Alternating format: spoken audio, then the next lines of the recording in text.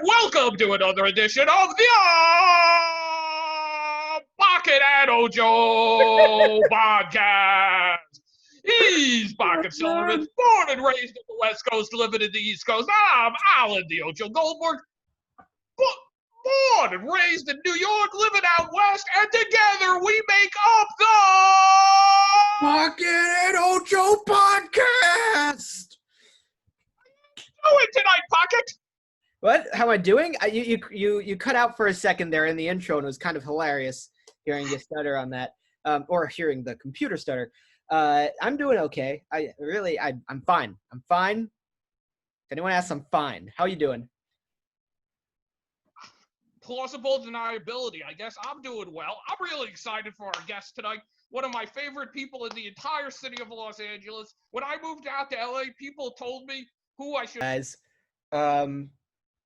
sorry. This is your friend. I don't want to say anything. So Ocho, take it away.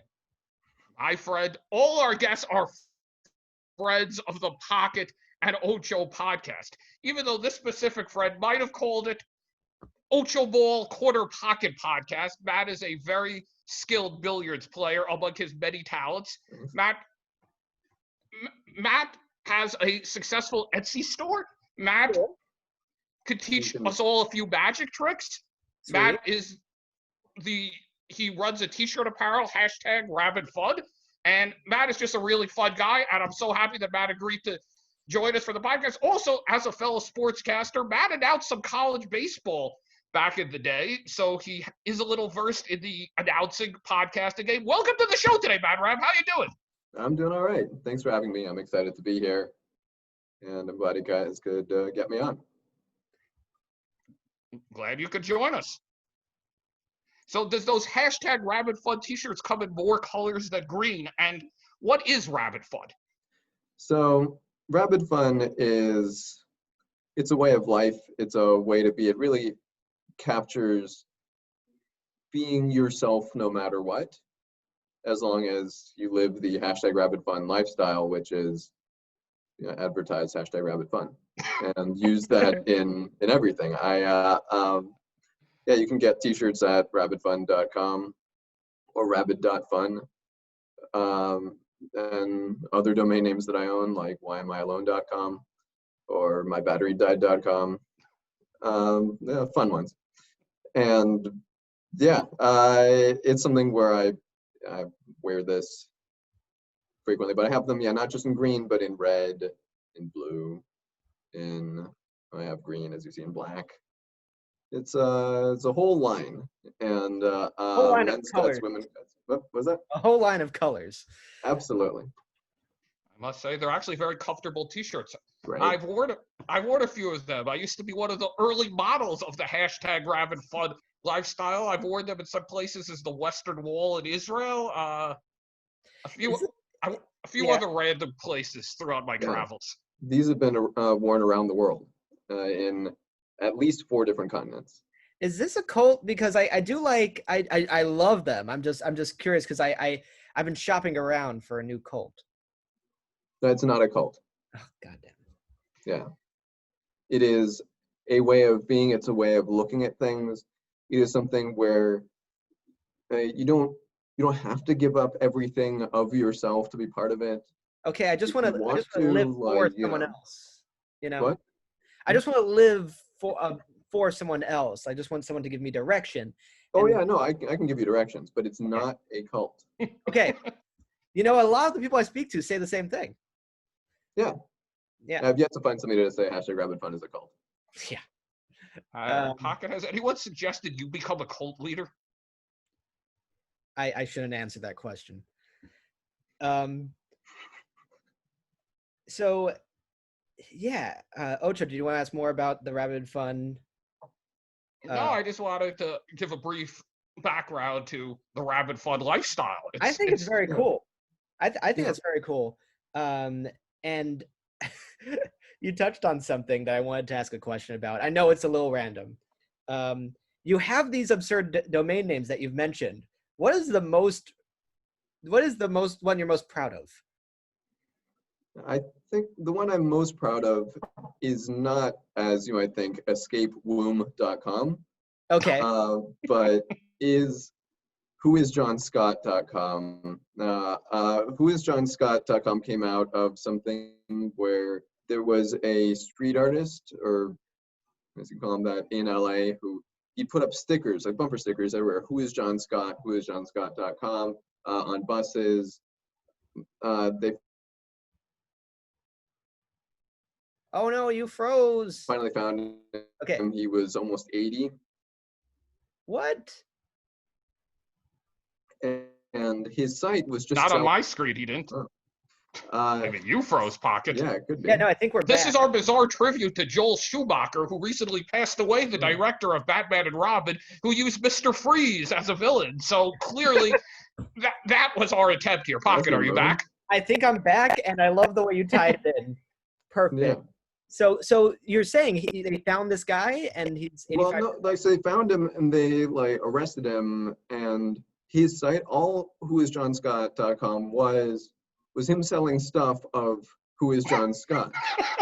What? Now, for years, he owned this domain name and he had that store. Then it expired, and then I picked it up. So now it's a site. Before it was a site where somebody just sold T-shirts and stuff of himself, and now it's a site for a guy who just sells T-shirts and stuff of himself. But that guy is now me. But you're selling. So wait, on whoisjohnscott.com, you sell Matt I sell Rabid Fun stuff. Oh, okay. Yeah. So yeah, it just forwards to my Etsy store. Gotcha. But that I think is, I'm the most proud of that one. That is hilarious. Oh. Were you looking to see that the store? Did you just randomly see how much longer John Scott owned the domain name? Whoisjohnscott.com? How did it come about that you were able to find a way to purchase it?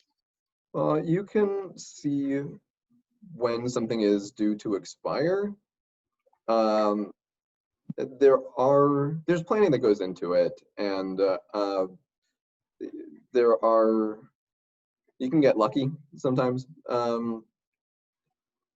Yeah, I don't want to go into everything that I do because, with all the listeners and yes, we're on air. Just we'll conclude with this. Have you heard from John Scott about him losing his website? It had been expired, and I don't know if so had he, but to further his way of life, but not as destructive to public property, I now own it. By the way, I'll probably be that guy when I'm 85. What guy is that? Oh, John Scott, just putting up posters of who the hell is Pocket around, like everybody. But get the domain name first, and then you can capitalize on it with all sorts of advertising. I'm waiting for you to take it. Yeah. Well, now that he knows your plan, Pocket, what do you think Matt's typing right now on his keyboard? Whoispocket.com? Yeah. It's all planned to get you more Rabid Fun t-shirt sales. Yeah. Well, I'm still active and ready to ship. Nice. Yeah. So, a lot of us during this quarantine have started reading more than normal, and Matt has recently actually picked up one of the more popular books. The John Bolton autobiography about life at the Trump White House, is that correct? Yeah, The Room Where It Happened. So it was released a little bit after midnight, and I had pre-ordered the audiobook, hoping for all kinds of new information. And there had been all kinds of summaries beforehand saying, this is new and it's worse than we had thought, and it's all scandal after scandal. And at midnight, I tried to download the audiobook as I had been promised by Audible. And it wasn't until like a few minutes after midnight that it said it was available. I started listening to it, and I was severely disappointed. It was just self-congratulation. Like, everybody who was in the White House, all of the advisors were underqualified, and they could have used me. So they called me in and they said, we have to use you in some way. And he said, no, I just want to be someone, not like a low person, like, you've got all these aides, but like, I want to be somebody important. And until I can get that job, don't even consider me for anything. And so just story after story of how everybody else sucked and he would have been amazing. And how President Trump would say, oh, John is like me. He does everything. Like, he and I are pretty much the same person. And you can't really fact check a conversation like that. I feel like there was a lot where a lot of things seem in character for the people he is recounting conversations with, but it felt like he tried to do whatever he could not to get sued with an unfavorable result. So instead of making strong statements like, this is what happened, he resorted to things in the vein of, this is how I felt that something happened, because you can't really go after somebody for a feeling, but you can for making a statement that's false. And just all kinds of ways to say something that, instead of being straightforward and interesting, made it sound wishy-washy and lame. Do you remember an example? There was an example where he said, I don't have one offhand. There was something where he said that he was complimented by the president when there was, I think it was a discussion about something that was going on with North Korea, and there was a meeting that was in Singapore, was going to be in Singapore, and Trump said that he knew that Bolton's plan was for something specific, and it was a great plan, and John's a really great guy, and that the guy who Trump said that to smiled and laughed, and I did too, John Bolton says. And it's like, all right, this is just super gross. I want to know what happened. I don't care about you being praised all the time and you being the only person qualified to do this job, that you still refused to testify when you had the chance in advance of anything, and now you come out and say in the book that you want it to be released before the Senate's involvement in the impeachment, that now you're like, I'm just going to try to cash out, instead of doing something that could actually make a difference. Yeah. Annoying.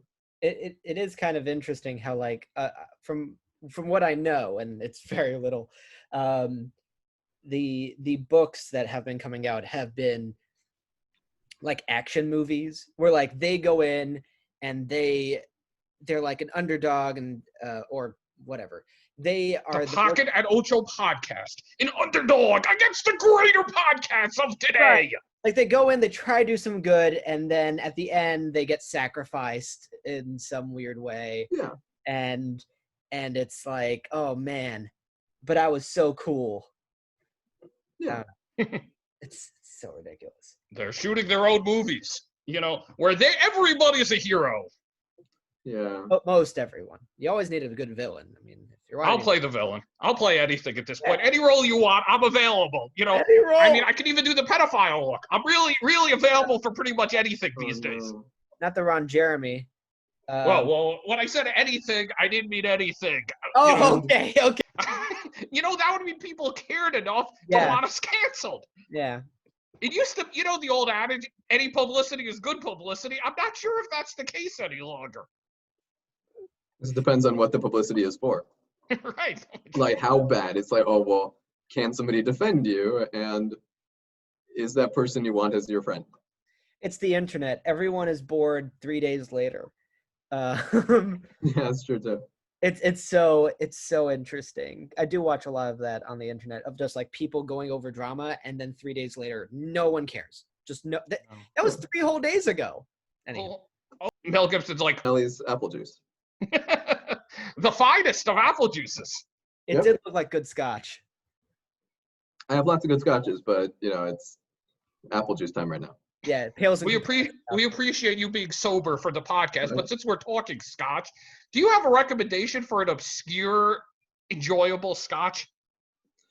Ooh, so I've been to Scotland a couple times, And see, enjoyable depends on the person. If you like something really peaty, like really smoky, like, of course, Lagavulin has a big following thanks to things like Parks and Recreation. But down the road, literally down the road from Lagavulin, is Laphroaig, which I prefer. I prefer it. When I went to Isla last summer, I thought that I liked Lagavulin better than Laphroaig. I felt like Lagavulin tasted more like a residential fire, and Laphroaig tasted more like a commercial or industrial fire.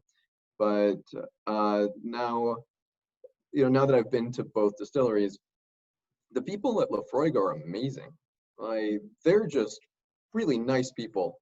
And I got to hang out there and talk to them, and they do their own malting, while other distilleries don't. They outsource their malting.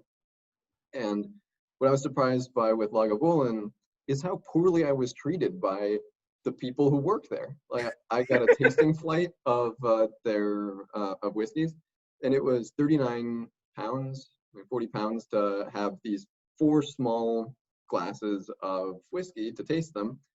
And I went during the summer, and sunset was at like 10. But the distillery is closed at before 6, and I had gone to Ardbeg and then walked down to Lagavulin, and I was going to take these slow. They were cask strength, and I said, hey, I'm not, based on the time, I need to take longer than you're going to allow me. So may I have some small bottles to put these away? Laphroaig will put, when you go to Laphroaig, you can get a little sample of whatever they have right then, and they will put in a little bottle for you if you're driving and don't want to drink it there for safety. Makes sense. And each distillery has these little bottles that they will let you take. Well, the let you take part isn't universal, and Lagavulin, they wouldn't let me take away these small whiskeys.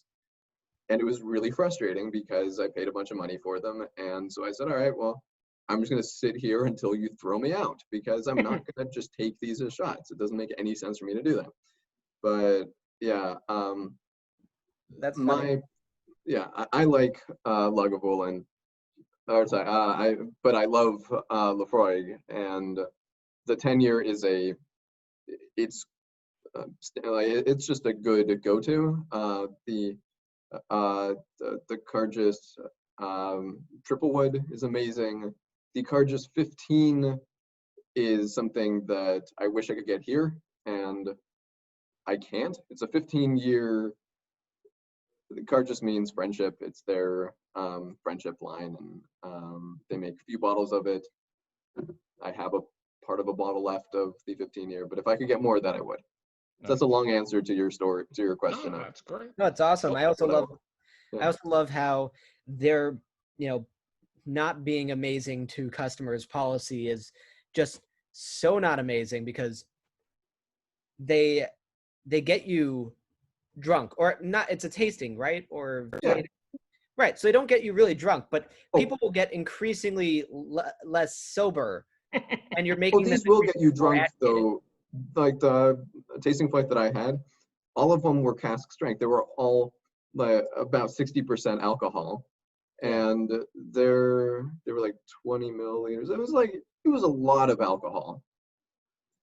Yeah, it will get you drunk, and they will, well, maybe the real experience is to be infuriated about things. Maybe that's where you get the best taste. You get the Irish experience of being an angry drunk. Actually, this is Scottish. I'm sorry. Yeah, they're entirely different places. Yes. Yeah.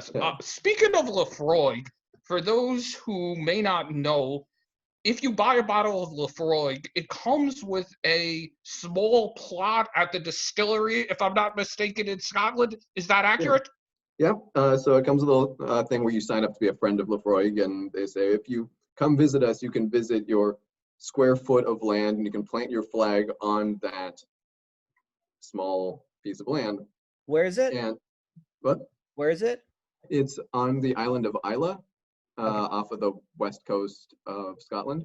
Crazy. And yeah, so you have the GPS coordinates for your plot, and they give you galoshes these boots to walk like to where you're supposed to be, because it's all like marshy.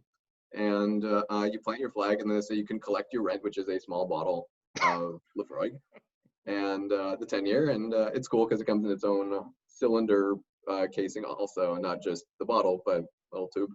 And Never wanted to be a landowner more, yeah, for that great. type of rent. Yeah, and you used to be able to see who your neighbors were when you register online. You see who owns what, and you could talk to them. But based on the new privacy and rules, they have to reconfigure all their stuff and and make people who are friends of Laphroaig opt back in, so that you know who you're who's next to you. So we'll have to take a break after this, but I have to ask: does this make you a lord? Because No. Why not? The queen was not involved. No. The Landowner, sure, but when you own land in Scotland, you're called a lord, a laird, lord or lady. Tongue-in-cheek translation is that you become a lord or lady, but you are a laird. I don't know. Whatever. The point is, I've been on this quest to acquire different titles, for no good reason. I am a reverend, of course, but good. It would be nice to be a lord, and I don't know. Obviously, being knighted as a lord would be really tough, but it's still on my to-do list. So Well, just get Prince Andrew to help you out in that area. Yeah. He is for sale, I believe.